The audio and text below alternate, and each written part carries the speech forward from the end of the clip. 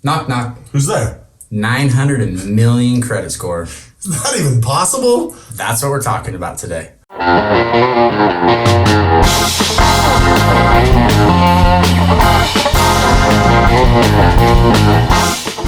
I'm Jason Christiansen, mortgage lender. Eric West, real estate agent. And I'm Tyler Kazare, real estate agent in Utah. Today we're talking about credit scores, guys. And we're going to talk about why credit scores matter and why they're important for getting a loan. We have a loan officer to set us all straight. And we're going to go through a couple different scenarios so that you have an idea and you can kind of plug in your own numbers and say, hey, I might be the same as this situation. But before we begin, I want to talk about a few different terms so that we're all talking about the same thing. So, Mr. Lender, sir, what is a credit score? What does that mean? Is a number assigned to an individual or entity that gives a lender a bearing on how likely they are to repay debt. So boiling that down, are you going to pay it back? Like if you borrow money, are you going to pay it back? Are you likely to pay it back? So a low number, like I'm number one at paying back credit? Yeah, 280. 280 is as low as it goes. Experian can give the lowest score as 280. It doesn't start at 0. So you can't have a 1. It's good. 875. Yeah, not bad either. 850 is as high as it goes. Okay. I do love it when people are like, that happens to me all the time. And I say, okay. Not all, but most lenders will use a FICO score. Mm-hmm. And in FICO, there's actually a mortgage rating. Most lenders right now use FICO 8. I think it's what one they're using. And you don't know this as a lender, but that's what you're pulling as a mortgage rating, right? It doesn't say this is a FICO 8. There's FICO 2 and FICO 5 and FICO 4. And so like for auto loans and personal loans and stuff like this, there's companies out there that people pay for that monitor your credit and will give you your FICO score. And then I pull a mortgage rating and the score is way lower. And they're like, no, I checked today and my FICO score was higher. Well, congratulations. Yes, it's a FICO score. It means nothing. There's a couple different areas that are involved in determining what a credit score is, right? Yeah. So what are some of those areas, Eric? Well, probably one of the bigger ones is your payment history. I mean, because like you said, the credit score is your likelihood that you're going to pay back this debt. Well, that in order to have a score, you have to have some sort of history, don't you? Right. Yeah, but history of what? You know, like I hear people say that all the time. Like, you got to have good payment history. Like, what does that mean? Like that you're paying on time, right? Right. So they're going to look. They monitor how many payments are made within 30 days, 60 days, 90 days, and 120 plus. Okay. You don't want any of those numbers. You want the payments on time. You don't want any lates. So you're going to need to have lines open and have payments on time. There's a general rule an account needs to be open for 6 payments before it's going to reflect positively on your credit. Right. Okay. So, and that's not 6 months, that's 6 payments. Yeah, 6 payments. And so that's one of the big ones with credit history. So then how does that relate into, say, credit age? So the longer the account's open, this is the best way I love to explain it. Like you got 3 friends, right? That's all I have. I only have 2. I was like, you got one more than me. So if you had, we'll call this guys like Experian, TransUnion, Equifax, but like you got 3 people and they're going to lend money and you walk up to them, or like if I walked up to you, you didn't know me from Adam, and I said, hey dude, can I borrow some money? How much money are you going to lend me? Nothing. What if I said, you know Tyler's your friend. Mm-hmm. Yeah. And so I've been working with Tyler for like 10 years. He lends me $10,000 every month and I always pay him back. How much are you going to lend me now? Well, because I know Tyler and I know he's good, I'd probably be willing to do something, but not $10,000 because I've never. So what if I'm borrowing from Tyler? You know I'm borrowing from Tyler. Tyler lends me $10,000 a month, and I've currently borrowed $10,000 from Tyler already. And you haven't paid it back yet. I haven't paid it back yet. And now you want to borrow 10 more grand from me. As much as I can. How much are you going to lend me? Yeah, probably not. Oh, You're probably going to Vegas. So you seem riskier. What if Tyler loans me $10,000 a month and I owe him nothing? That means you've paid everything back. And I'm like, yeah. So how likely are you to lend me money then? Yeah, a lot higher. So here's like, there's your history, utilization, credit age, like just like that. But people are like, people think I'm going to get a credit card and I'm going to put a $300 limit on it because I don't want the thing to get stolen and to run my balance. Well, the Fair Credit Utilization Act, I think. Yeah. Fair Credit Reporting Act is one of those acts back in the 70s says that if someone uses your credit and commits fraud, you're not responsible for it. The creditor is. Right. So don't ever do that, because what they do look at is this guy's willing to lend him $300. He's used all of the $300. I'm not going to lend him any money, even if they're good for like a $20,000 line. Yeah. So what you want to do is like make your payments on time, but utilize your credit well. So I recommend. Yeah, I was gonna say, like, that's a big one, because I've always heard from friends that, like, hey, the quickest way to build credit is to go max out your credit cards, but just don't be late on your payments. That's dangerous. Make your payment, because that's showing the creditor, hey, I can have a maxed out credit card of 10 grand and never be late on a payment. Okay, so there's some wisdom there, right? So making your payment on time Is every the only single month, wisdom. that's good. But the problem is you've got a maxed out credit, right? That goes under credit utilization, right? So really you want to be 30% or Well, less. and that comes back to your perfect example of having 3 friends. If you borrow from him the $10,000, but you're only making $100 payments to him a month, and now It's you gonna want to take come a borrow long 10 time. grand from me, Right. I'm looking at how many months is it going to take for me to get my 10 grand paid back, and you still owe him 10 grand. Right. You're making your payments on time, but that's it. Right. Yeah. So it's actually, the tiers I've seen are 50, 30, 25. Okay. So if you want to really work the system, take your balance. Now here's another thing they don't realize. So they say like, oh, I don't owe any of my credit cards. I pay it off monthly. Uh-huh. Well, that's not what your credit report says. Because your credit report's going to say the same things your credit cards bill you.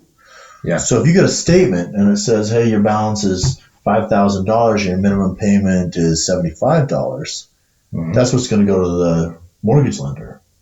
So if you want to work the system, before your bill comes, you pay it down to 25% because you want to show that you're borrowing money. Right. So I have a 10 grand limit with Tyler. I haven't used it for a year. And I'm like, hey, can I borrow money? But you have, like, you in the past, you were good, but you haven't been doing anything. Like, what's going on? Mm-hmm. Yeah. Right? But you're like, yeah, I borrowed $10,000 from him. I always make my payments on time. I only $250 to him. And you're like, Tyler, how good is he? I was like, oh, it's always making my payment on time. Yeah.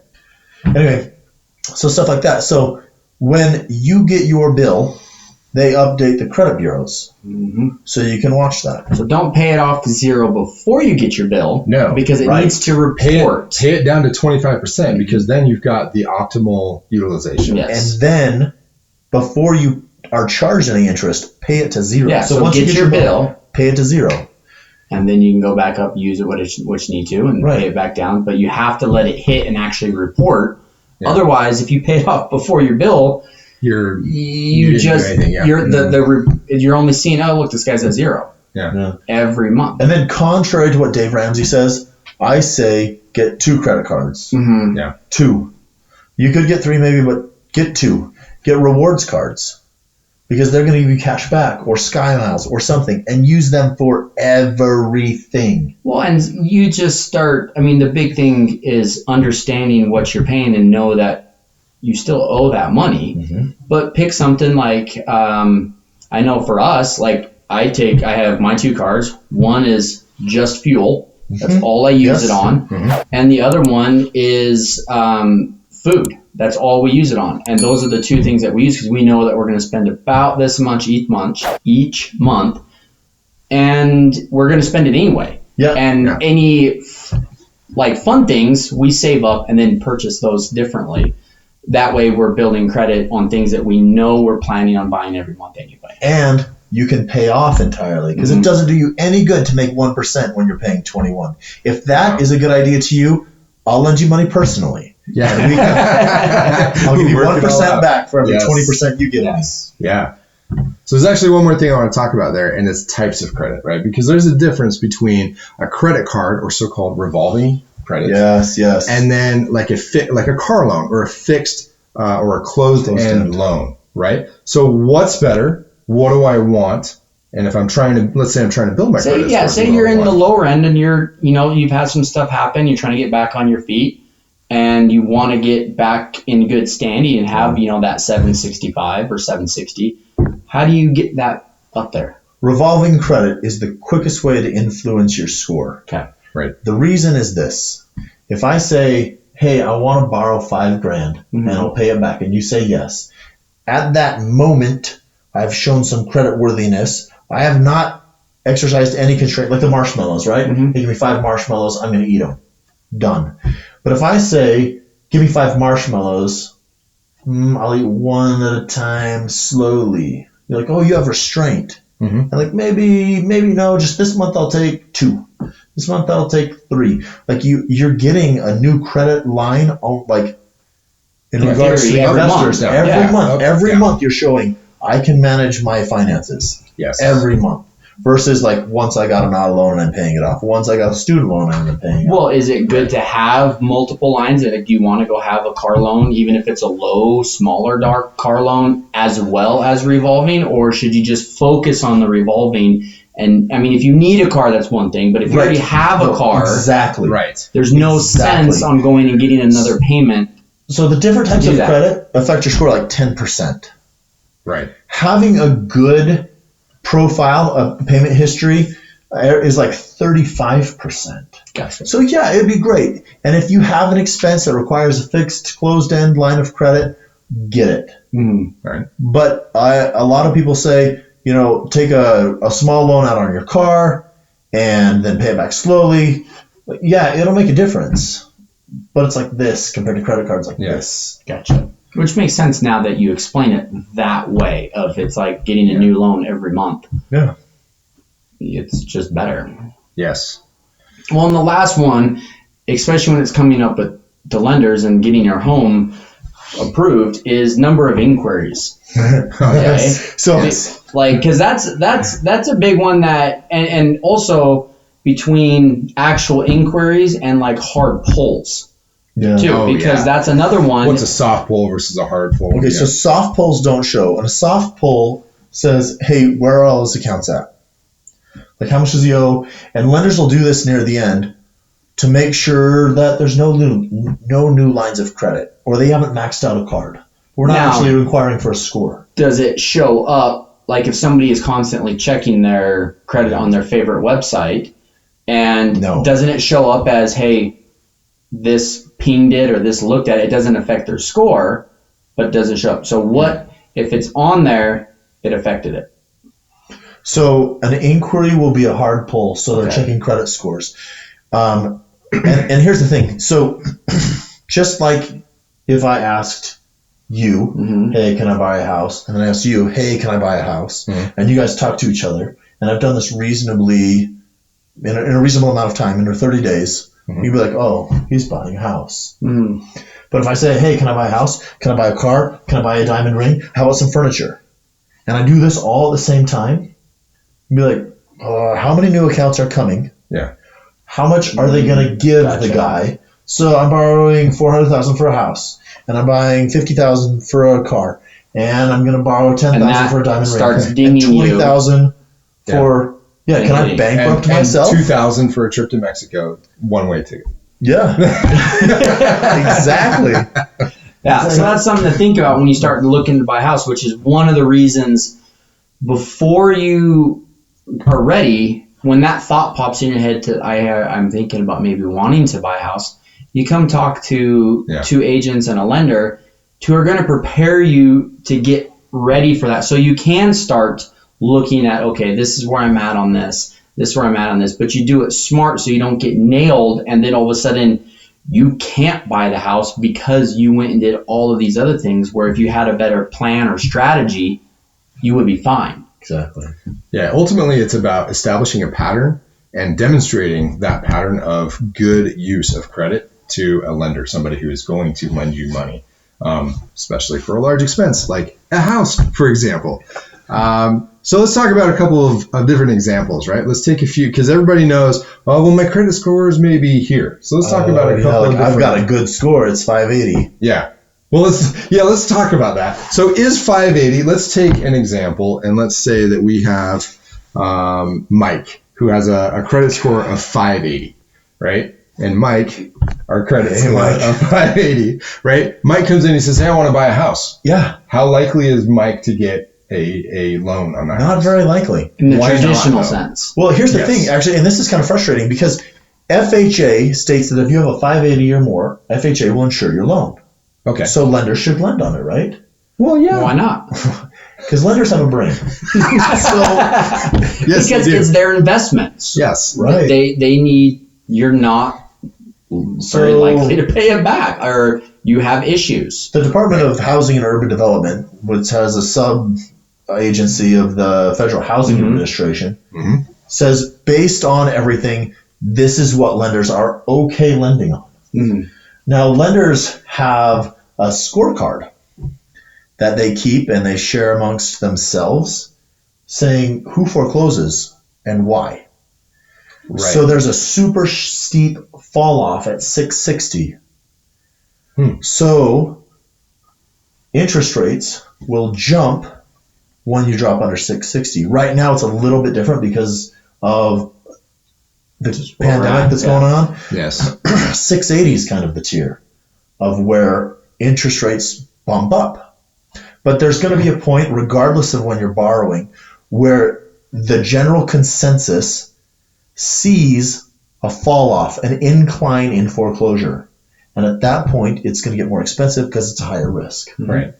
So could Mike get a loan? It's a remote possibility. Yeah, I'm sure If there's he a lender gets a out there. loan, though, the characteristics of that loan are going to be a pretty high interest rate Yep. and a lot of curtailments on that Yeah. loan. Like, Well, so even like this is a really good one because FHA, your minimum down payment is 3.5%. Like this is everybody knows this, easy, right? Sure. But you drop down into those lower credit scores, and they start asking for assurances, guarantees. Yeah. So Still 3.5%. no, No? They're gonna 5.5%? it's up to the lender. I will not lend at 580, but it's very common to say, yeah, we'll lend, but you need 10% down, 20% down, Right. because you're such a big risk. And realistically, let's play that through. If Mike gets a house, Mhm. gets a loan, Mhm. he had to put up 15% or 10% or whatever it is. More The than reason that is because more than likely Mike's going to end up in some trouble in the future, and somebody's going to have to repossess that house. Exactly, because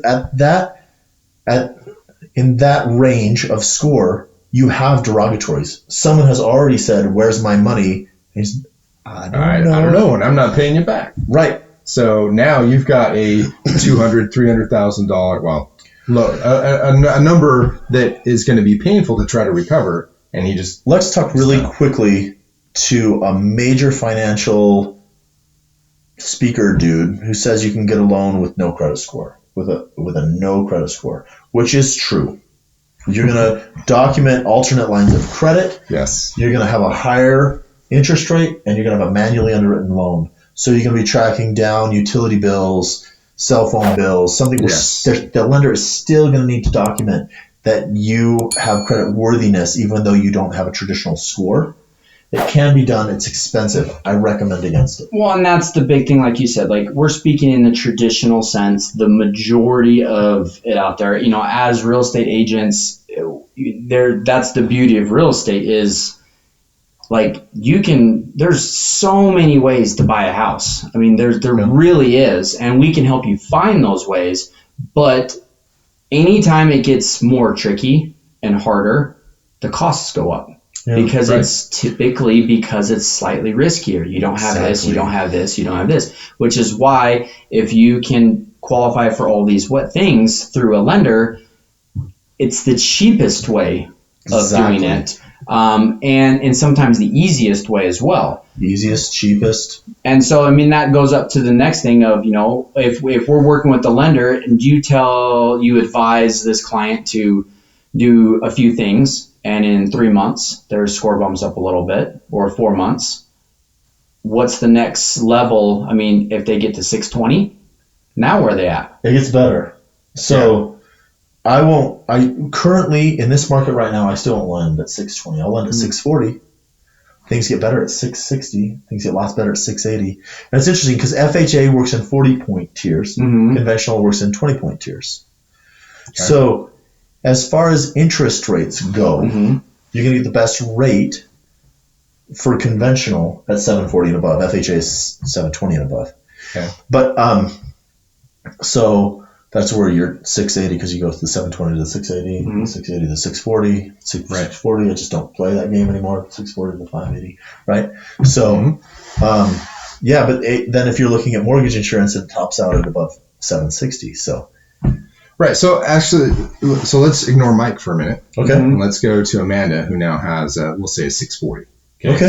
So kind of in that mushy zone. She can play. She can play. She's going to get a loan. Yeah. Probably going to get a loan. Yeah. Is she going to have as high of interest rate as Mike? Probably not. But is she going to have a really good, the ones we see advertised on I-15 when we drive by? Is she going to have a 2.9% or a 3.2% or whatever it is that's on the freeway these days? Yeah, no. It's not going to happen, right? Yeah, because it's risk. Because it's risk commensurate with, or the rate is commensurate with the amount of risk that they're taking, that the lender's taking. Okay, so let's leave Amanda behind. Okay. Let's go to Steve now, who's at a 740 because I don't want to we'll save something for later. Okay. So 740. Steve's got a 740. Now what kind of loan are we looking at?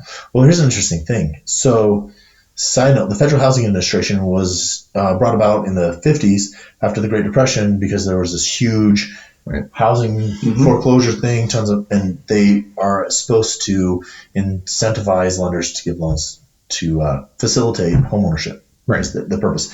So they'll take a lower credit score at a higher mortgage insurance premium to offset the risk.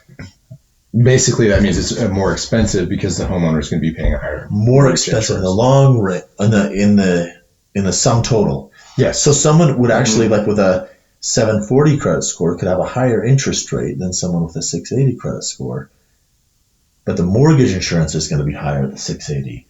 Yeah. The mortgage insurance at the 720. And they'll balance themselves, but they balance the risk, but the payment is still going to be higher for somebody. Yeah, the payment's going to be higher. Yes. Yep, with a lower credit score. Okay, so now let's take Mary, who's just a rock star when it comes to credit. Okay. She's got like a 791 or whatever, right? Dude, if Mary's like an 80-year-old lady, she's going to have like an 803.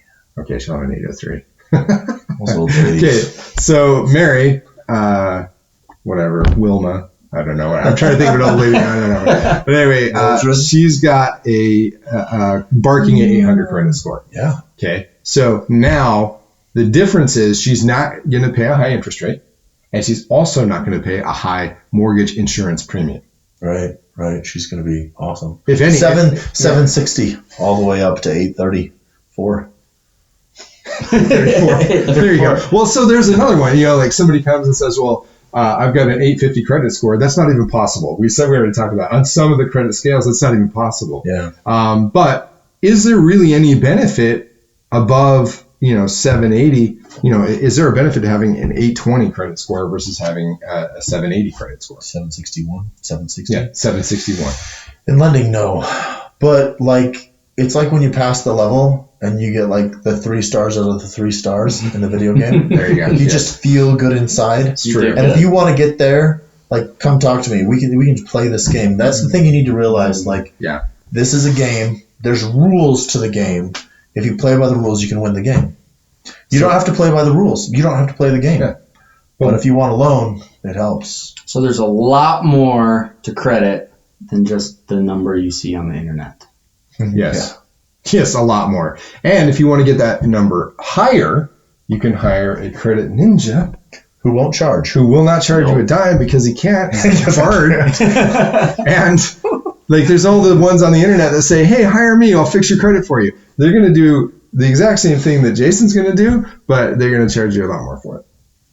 Actually, they probably won't do as good a job as Jason does. Crumble cookies and tacos and yeah, you can Jimmy John's maybe. We'll help you repair your credit for tacos. Mm-hmm. There you go. Yeah, there you go. We can make a shirt. We'll fix credit for tacos. There you go. Yeah, you do have to be applying for a mortgage loan. I can't pull your credit unless you're applying for a mortgage loan. I'm regulated. There you go. Okay, guys, what did we learn? Well, my key takeaway is that if you want to increase your credit score, you should have 2 credit cards that you are making payments to regularly. And remember that there's 5+ things that affect your credit score, and having a good lender help you understand which ones those are, and if you need any help, he can help you. It's important to know that on your revolving lines, the amount you're using of the amount available impacts your score. Like, comment, and subscribe, and your credit score will go up 1,000,000 points.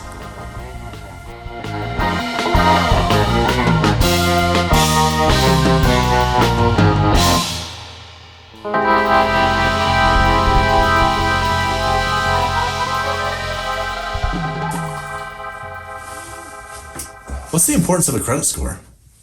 It's more important than the color of the suit.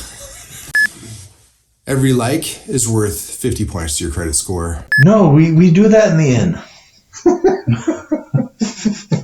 I was sorry. I like Fords and FICOs. Anyway, 4-letter F words. 5 days. You guys remember the Blockbuster commercials? It should be more 4-letter F words. Hey, what's this guy's credit score? That's an Hey, what's this inquiry. guy's credit score? Hey, what's this guy's credit score? Hey, what's this guy's credit score? We're not- Oh my word! How you doing? I remember. Very good. I'm so proud of you. Yes. I remember. I started thinking when you start going. That's me. Okay. Remember that it's good to have more than one friend to borrow from.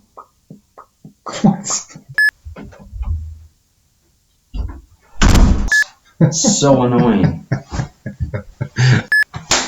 All right, guys. No, you're not doing it. He's doing it. You always do it. That's Remember, what you just said. complained. Yeah. Help with? They can. Cut. Yeah. I didn't know. I got lost. He's busy talking about his pipes. I know. He knows Right. pipes. Help you understand those ways. Come on. It's two credit cards. Okay. You're on your side. It can help you understand. I can't look at you guys, dude. Gosh. I'm not gonna look. Okay, guys. What did we learn? Remember that there's. But having inquiries by freaking heck. You guys did so You've had good. like 6 opportunities to perfect this in your mind. I know, but it was just in my mind. Okay.